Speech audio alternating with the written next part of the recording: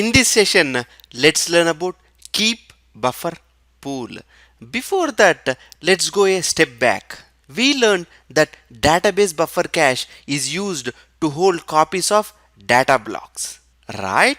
Yes, for the first time when a user executes a SQL statement, Oracle database reads the data blocks and stores it in the database buffer cache.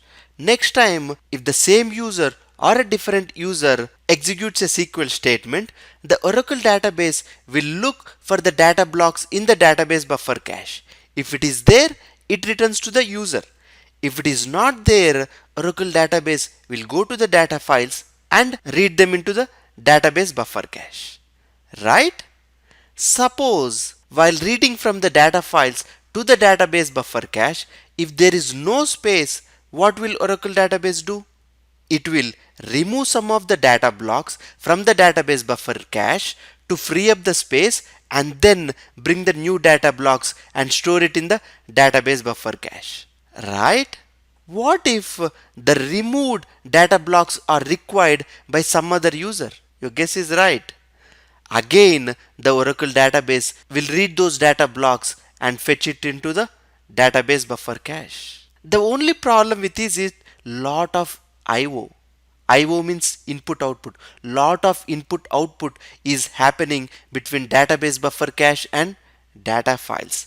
This can degrade the performance of the Oracle database.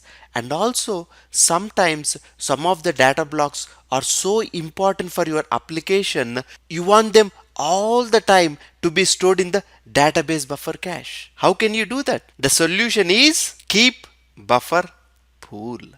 Whatever the data blocks which you think are frequently used and important, you can pin them in the keep buffer pool. The word keep means keep those data blocks in the keep buffer pool. It's a good idea, right? Yes, all the important data blocks which are frequently used can be pinned down into this keep buffer pool so that all the users who require these data blocks can read it from the keep buffer pool. Okay, this avoids unnecessary discretes and increases the performance. As a DBA, we shouldn't go crazy and pin the big objects into the keep buffer pool. Okay, only store important and small objects in the keep buffer pool. Okay, and you can configure the size of the keep buffer pool using the db underscore keep underscore cache underscore size initialization parameter. Okay.